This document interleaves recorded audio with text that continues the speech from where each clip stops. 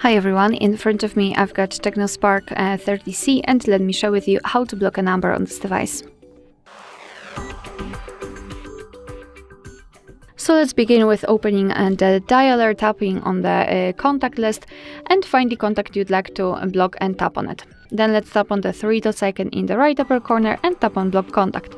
Your device will show you this notification. What is more, here we've got this characteristic icon, which means that this number has been blocked successfully.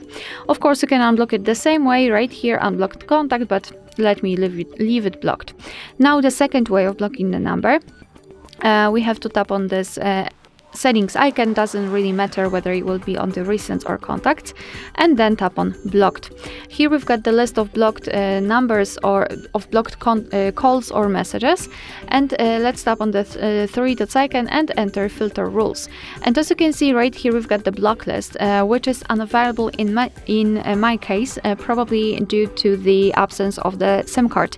However, if you will have yours, simply you will be able to tap on this block list and there also add the number manually. So this is how it works.